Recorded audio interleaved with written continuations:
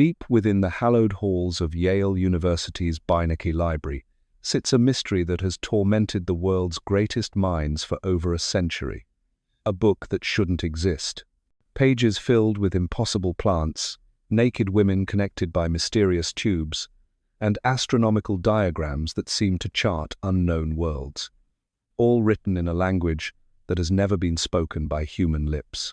This is the Voynich Manuscript, and tonight we're diving headfirst into the most baffling puzzle in the history of human communication.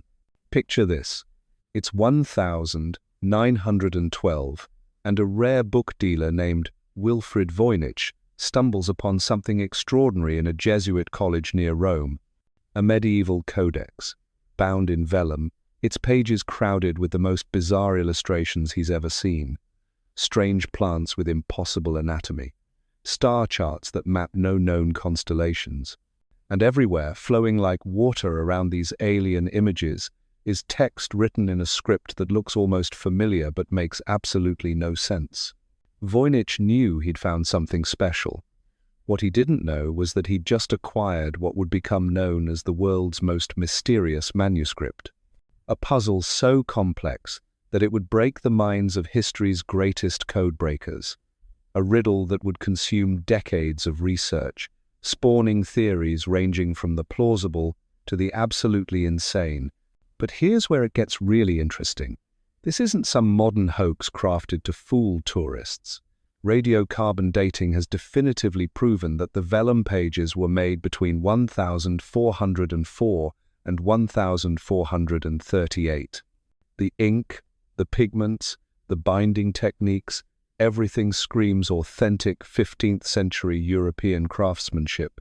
Someone, over 600 years ago, sat down with quill and ink and painstakingly created what might be the most elaborate joke in human history.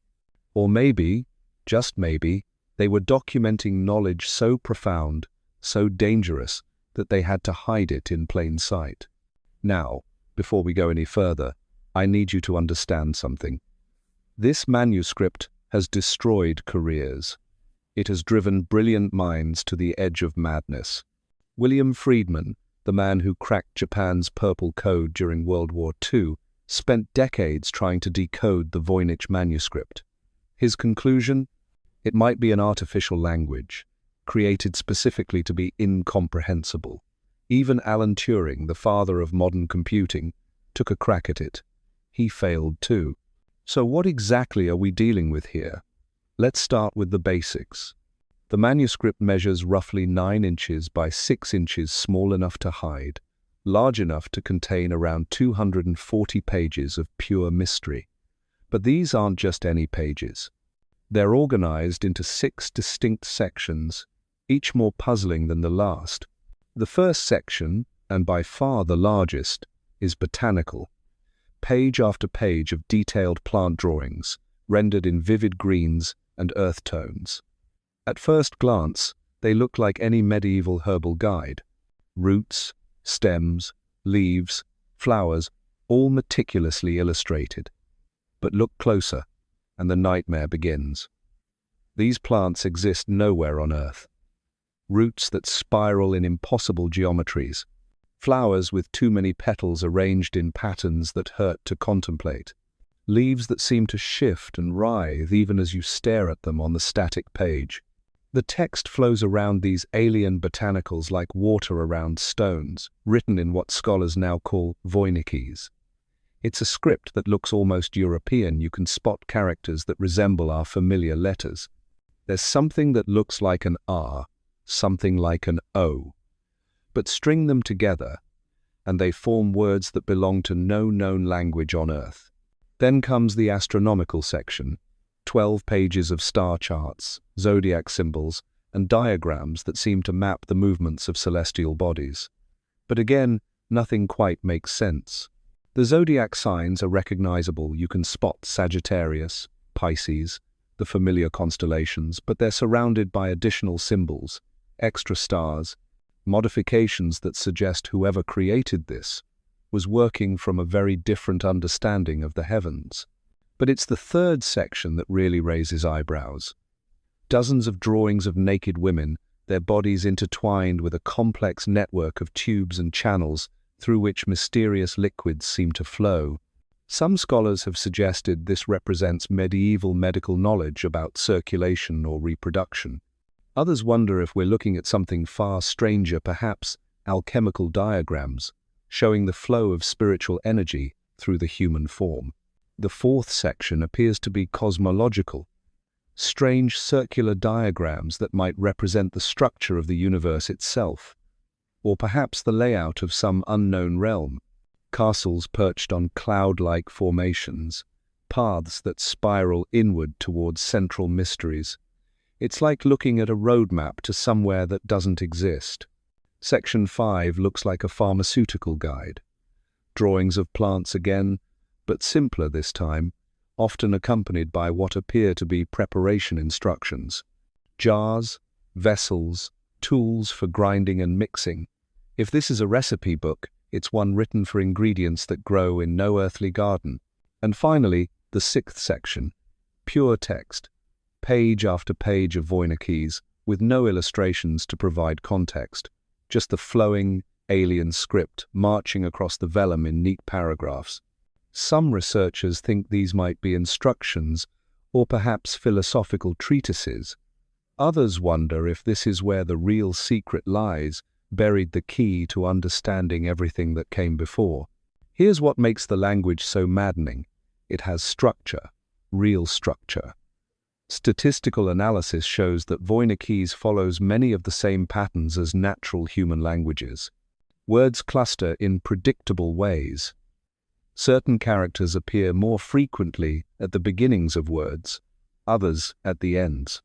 There are what appear to be grammatical markers, prefixes, and suffixes that suggest this isn't just random gibberish. But dig deeper, and the patterns become disturbing. The language is too regular, too predictable. Natural languages have quirks, exceptions, irregularities, born from centuries of evolution. Voynichese reads like it was designed by committee, structured but somehow artificial. Nearly every paragraph begins with one of 4 similar symbols that scholars call gallows characters. Some words repeat obsessively, appearing dozens of times in close proximity. Yet the manuscript contains an unusually high number of unique words that appear only once. In 2020, researchers made a breakthrough using multispectral imaging, a technique that can reveal faded or erased text. They discovered hidden columns of letters on the manuscript's first page, apparently added by an early owner attempting to crack the code. The handwriting matched Johannes Marcus Marci, a Prague doctor who owned the manuscript in the 1662, and eventually sent it to the famous Jesuit scholar Athanasius Kircher, hoping the master of ancient languages could solve its riddle. Kircher couldn't crack it either. But here's where the story gets really wild. The manuscript's early history reads like a Dan Brown novel. It likely belonged to Emperor Rudolf II of the Holy Roman Empire, a man obsessed with alchemy, astrology, and the occult. Rudolf reportedly paid 600 gold ducats for it, a fortune at the time, believing it was the work of Roger Bacon, the 13th century English philosopher and alleged wizard. Before Rudolf, the trail grows murky. Some scholars think it passed through the hands of John Dee, Elizabeth I's court astrologer and rumoured spy. Dee was known to own several manuscripts attributed to Roger Bacon, and he spent time at Rudolf's court in Prague. Was the Voynich Manuscript part of some elaborate intelligence operation? A coded diplomatic communication disguised as a book of herbal remedies?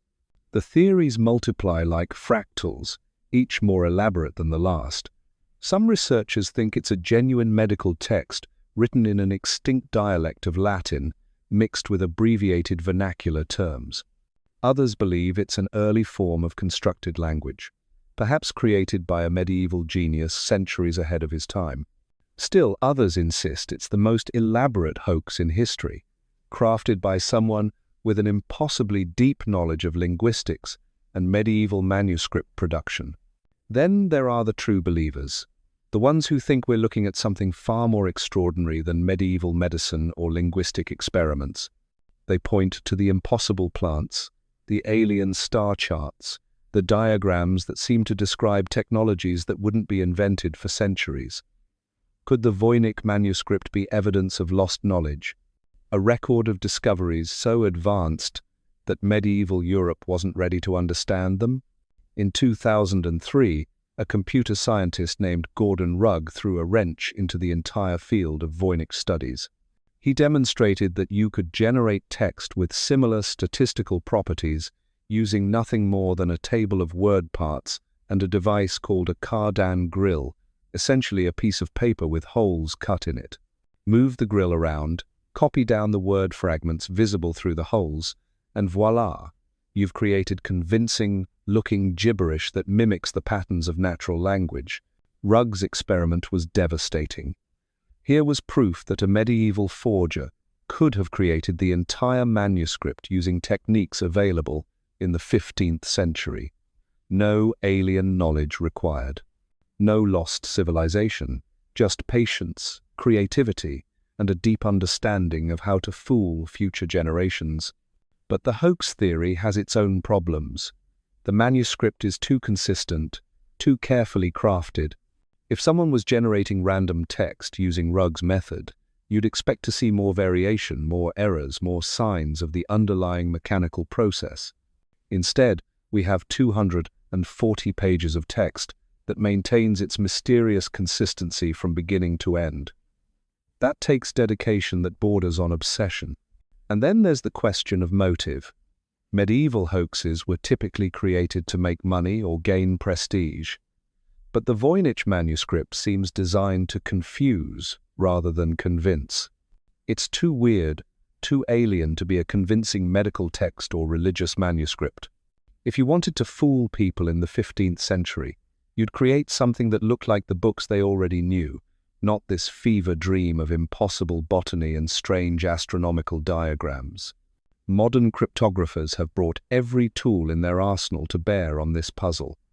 Machine learning algorithms trained on hundreds of languages, statistical analysis that can detect patterns invisible to the human eye, computer programs that can crack codes that would take humans centuries to solve by hand. In 2016, researchers at the University of Alberta fed the manuscript through an AI system designed to identify languages. The computer's verdict? Hebrew. Specifically, Hebrew with the vowels removed and the letter order scrambled. When they tried to reverse the process, they got fragments that seemed almost meaningful. Phrases about light and air and plants that might make sense in a medieval context. But other teams got different results. Run the same text through different algorithms, and you might get Turkish or Latin or some unknown Romance language.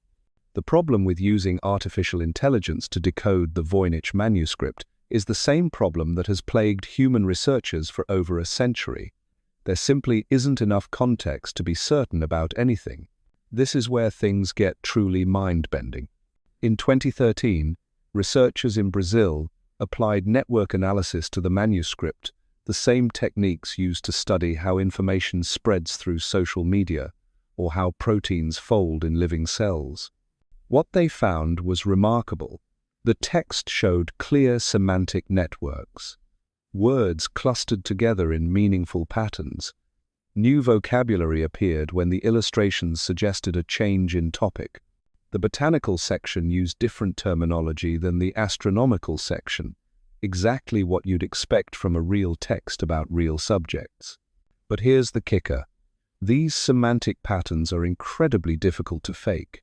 They emerge naturally from genuine language use, but they require sophisticated knowledge of linguistics to artificially create, the kind of knowledge that simply didn't exist in medieval Europe. So either we're dealing with a hoax created by someone with an impossibly advanced understanding of how languages work, or we're looking at a genuine text in a real language that no one has yet been able to identify. The rabbit hole goes deeper. In 2020, Lisa Fagan Davis, a medieval manuscript expert, discovered something that had been hiding in plain sight for decades. Using multispectral imaging technology that can see ink and pigments invisible to the naked eye, she found evidence that at least 5 different scribes worked on the manuscript. 5 separate people, each with their own handwriting style, each contributing to different sections. This changes everything. Suddenly, we're not talking about a single medieval genius or madman laboring in isolation. We're looking at a collaborative effort, a team project that required coordination and planning. The scribes seem to have specialized. One handled the entire astronomical section, another focused on the bathing women, 2 worked together on what appear to be recipes. Most remarkably, they made very few errors while writing in this bizarre script, suggesting they were genuinely fluent in whatever language or system they were using. Think about what this means. Somewhere in medieval Europe, there was a community of people who could read and write Voynichese. They had standardized spelling, consistent grammar, shared vocabulary. This wasn't a code or cipher created by a single person. It was a living writing system used by multiple individuals who understood it well enough to copy text without making mistakes. But if Voynichese was a real language spoken by real people, where are the other examples? Where are the legal documents, the letters, the shopping lists that any living language would generate? Why does this single manuscript represent the only known example of an entire writing system? The answer might lie in the manuscript's content. Look again at those impossible plants, those alien star charts, those mysterious diagrams of women connected by flowing tubes. What if the Voynich manuscript wasn't meant to be a practical guide at all? What if it was something else entirely? A work of speculative fiction, perhaps, or a religious text describing mystical visions? Medieval Europe was full of visionaries and mystics who claimed direct communication with divine forces. They described elaborate spiritual journeys, encounters with angelic beings, visions of otherworldly realms filled with impossible beauty. Usually, these visions were recorded in Latin or the local vernacular. But what if someone decided to create an entirely new language to describe experiences that couldn't be captured in ordinary words? This theory gains weight when you consider the manuscript's apparent structure. The botanical section might not be describing real plants at all, but rather spiritual entities disguised as vegetation. The astronomical diagrams might map the geography of heaven rather than the positions of earthly stars. The bathing women connected by mysterious tubes might represent the flow of divine energy through purified souls. If the Voynich manuscript is a mystical text, it would explain why it's written in an artificial language. Religious visionaries throughout history have claimed that divine revelations come with their own vocabulary, their own grammar, their own ways of expressing truths too profound for ordinary language. Speaking in tongues, glossolalia, the language of angels, these are concepts deeply embedded in medieval Christian thought. But even this theory has its problems. Mystical texts, no matter how esoteric, usually contain some recognizable religious imagery. They reference biblical figures, Christian symbols, familiar theological concepts. The Voynich manuscript is remarkably free of obvious Christian iconography. If it's a religious text, it's describing a very unusual kind of spirituality. And we still haven't solved the central mystery. Why has no one been able to crack the code? If the manuscript contains genuine information, medical, mystical, or otherwise, there should be patterns, repetitions, structural clues that would eventually yield to analysis. The fact that it has resisted every attempt at decipherment suggests something more fundamental is at work. Perhaps the most unsettling possibility is that we're approaching this entire mystery from the wrong direction. What if the Voynich manuscript isn't meant to be read at all? What if the act of creation was more important than the content? Medieval monasteries were full of scribes who copied texts not because anyone needed to read them, but because the act of copying was itself a form of prayer, a meditation on divine mysteries. Could the Voynich manuscript be the product of some elaborate spiritual exercise? a kind of medieval performance art, where the meaning lay not in the words themselves, but in the process of creating something beautiful, mysterious, and utterly unique. If so, then every attempt to decode it is missing the point. The manuscript isn't hiding a secret, it is the secret. A physical manifestation of the human drive to create meaning through mystery, to find the divine in the incomprehensible. But we're not ready to give up yet, because buried somewhere in those flowing lines of Voynichese, in those impossible botanical illustrations, in those star charts that map no earthly sky, there might still be answers waiting. And the tools we're using to search for them are getting more powerful every year. The race to crack the Voynich code has entered a new phase, one that would have seemed like magic to the medieval scribes who first put quill to parchment. Modern artificial intelligence systems can process more text in a single day than human scholars could analyze in a lifetime. Machine learning algorithms trained on every known language, dead and living, are being unleashed on those cryptic pages with unprecedented computational power. But here's what's fascinating. The more sophisticated our tools become, the deeper the mystery seems to grow. Each new analysis reveals another layer of complexity that shouldn't exist in a simple hoax, yet follows patterns too artificial for a natural language. It's as if the manuscript exists in some impossible middle ground between chaos and order, between meaning and nonsense. In 2024 alone, over 150,000 people searched online for information about the Voynich Manuscript, making it the third most popular historical mystery on the internet. Why this sudden surge of interest? Perhaps because we're living through our own age of incomprehensible information. Every day we're bombarded with data streams, algorithmic recommendations, and digital communications that feel increasingly alien. The Voynich Manuscript speaks to something primal in the human experience, the terror and fascination of encountering intelligence that operates by rules we don't understand. Think about it. We live in a world where artificial intelligences can write poetry, compose music, and solve mathematical proofs. Yet here's a book created by human hands 6 centuries ago that remains as impenetrable as anything our most advanced computers have ever produced. There's something deeply unsettling about that reversal. We've created machines that can think, but we can't understand the thoughts of our own ancestors. This brings us to one of the most controversial theories in Voynich studies, the possibility that we're looking at evidence of medieval artificial intelligence. Not computers, obviously, but perhaps some kind of systematic method for generating meaningful-sounding text without actual meaning, a kind of linguistic machine built from paper and human patience. The idea sounds absurd until you consider what medieval scholars were capable of. They created mechanical clocks of impossible complexity. They designed architectural marvels that still baffle modern engineers. They developed mathematical techniques that wouldn't be rediscovered until the Renaissance.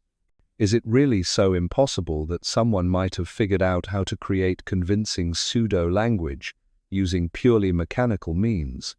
This theory gains weight when you look at the manuscript's obsessive consistency.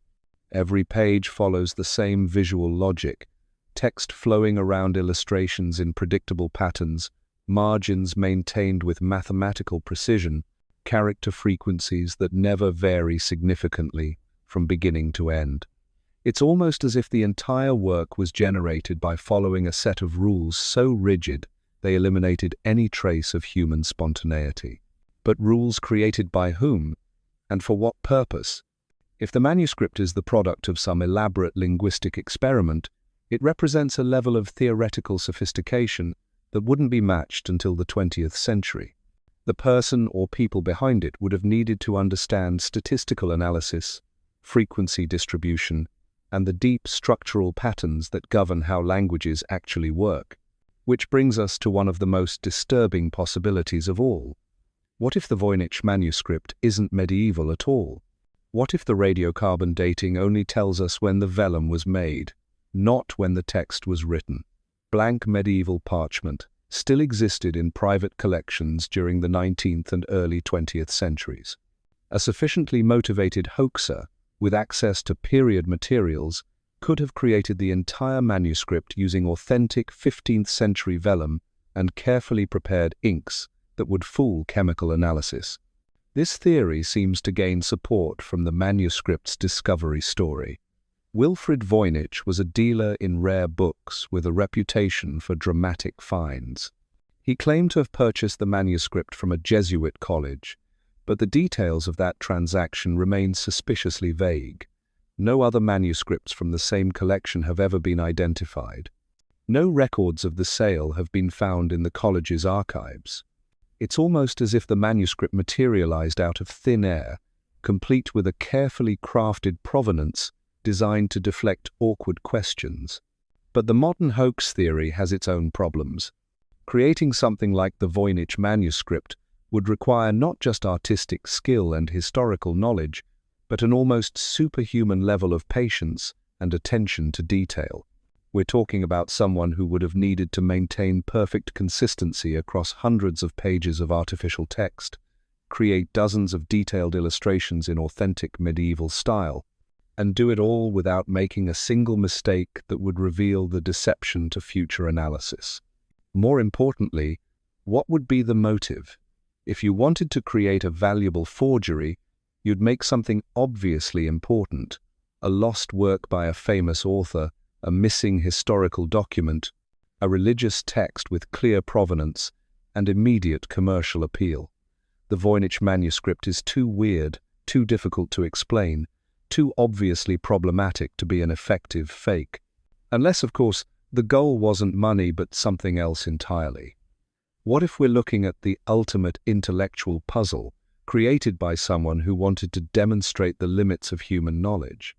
A kind of epistemological trap, designed to expose the assumptions and blind spots that govern how we approach mysterious texts.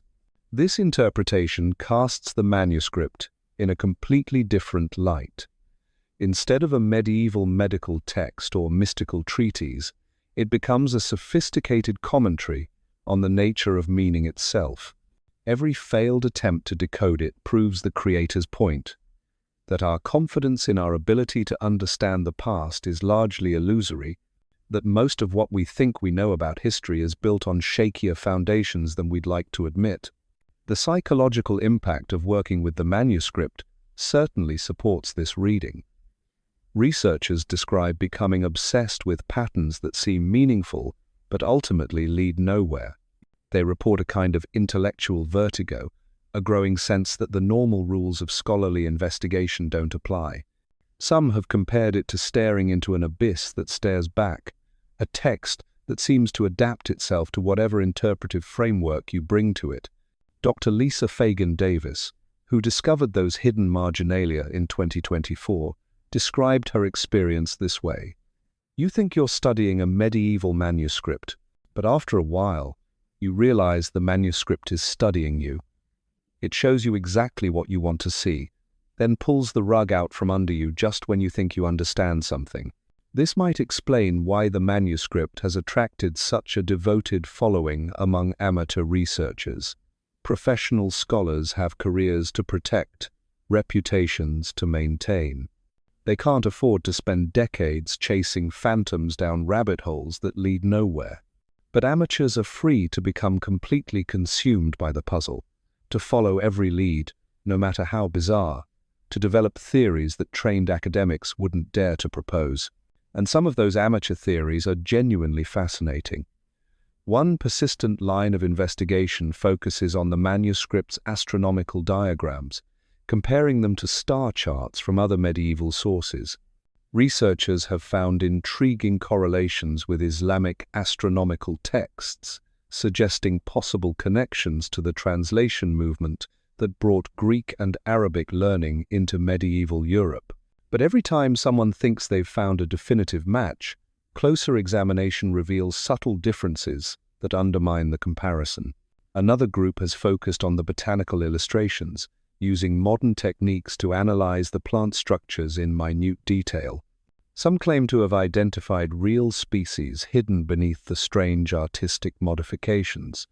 Others argue that the plants represent symbolic rather than literal botany, perhaps encoding alchemical processes or mystical correspondences. The debate has grown so heated that botanical Voynich researchers have split into competing factions, each convinced that their approach holds the key to ultimate understanding. But perhaps the most intriguing recent development comes from an unexpected source: video game designers. The creators of alternate reality games have become fascinated by the manuscript's puzzle-like qualities, its blend of visual and textual elements, its resistance to conventional analytical approaches. Some have begun creating digital recreations that allow users to manipulate the text and images interactively, looking for patterns that might be invisible in static reproduction. These digital experiments have yielded some surprising results. When you can overlay different sections of the manuscript, rotate and scale the images, adjust color values and contrast levels, new relationships become visible. Geometric patterns emerge that weren't apparent in traditional analysis. Character frequencies shift in ways that suggest hidden structural principles. It's as if the manuscript was designed to be experienced dynamically, rather than simply read from left to right, top to bottom. This has led to speculation that we might be dealing with an early form of multimedia communication, a text that was meant to be interactive in ways that medieval technology could support. Perhaps the original readers were expected to manipulate physical elements, overlays, rotating discs, folding panels that would reveal hidden information when positioned correctly. If so, then studying static reproductions might be like trying to understand a symphony by looking at sheet music without hearing the performance. The implications are staggering. If the Voynich manuscript incorporates interactive elements that have been lost to time, then entire layers of meaning might be irretrievably gone. We might be looking at the remnants of a sophisticated communication system that died with its last fluent user, leaving behind only tantalizing fragments that seem meaningful but can never again be properly assembled. This possibility has driven some researchers to desperate measures. They've created physical reconstructions of the manuscript, printed on handmade paper with period-accurate inks, bound with medieval techniques. They manipulate these reproductions under different lighting conditions, hold them at various angles, even expose them to heat and moisture to see if hidden text might appear. So far, these experiments have yielded nothing but the satisfaction of handling something that feels authentically medieval. But the search continues, driven by a conviction that borders on religious faith. Somewhere in those pages lies an answer. Maybe not the answer, but an answer. A single word or phrase or diagram that will suddenly make everything else fall into place. A Rosetta Stone moment that will transform incomprehensible symbols into readable text, alien images into familiar concepts. The question is whether human beings are psychologically capable of accepting that some mysteries might be genuinely unsolvable. The Voynich manuscript might be the ultimate test of intellectual humility, a reminder that for all our technological sophistication, for all our confidence in our analytical methods, there are still things in this world that exceed our understanding, and maybe that's exactly as it should be. In an age where information seems infinitely accessible, where any question can be answered with a few keystrokes, where artificial intelligences can generate convincing explanations for anything we care to ask them, perhaps we need a reminder that mystery still exists, that there are still frontiers of knowledge that haven't been mapped, territories of meaning that remain unexplored. The Voynich manuscript sits in its climate-controlled case at Yale, neither growing nor diminishing, neither revealing nor concealing. It simply exists, patient as stone, waiting for the next generation of researchers to try their luck against its impenetrable defenses.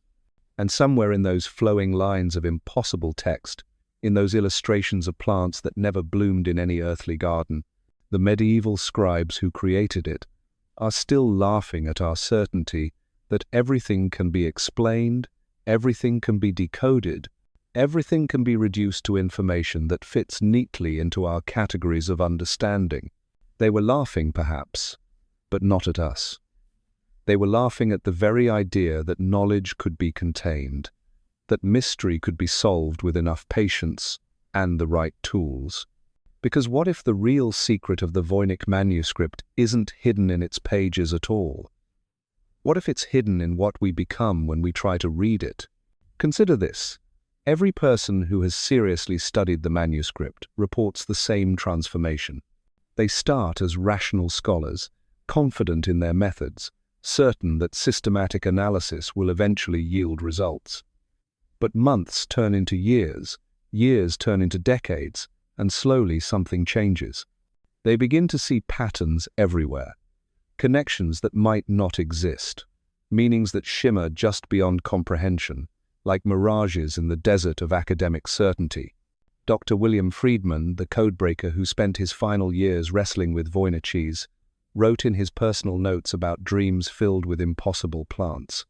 He described waking up with fragments of alien vocabulary on his lips, words that felt meaningful but dissolved the moment he tried to write them down. His wife Elizabeth, equally brilliant, equally frustrated, began to suspect they weren't studying a manuscript at all, but some kind of intellectual virus, something that rewrote the minds that encountered it. So where does this leave us? 6 centuries later, armed with supercomputers and artificial intelligence, we're no closer to cracking the Voynich code than those first scholars who held it in trembling hands. Maybe that's the point. Maybe the real mystery isn't what the manuscript says, but what it does to us when we try to read it. In a world drowning in information, perhaps we need something that reminds us that not everything can be Googled, not everything can be solved. Some secrets are meant to stay secret, and some questions are more important than their answers.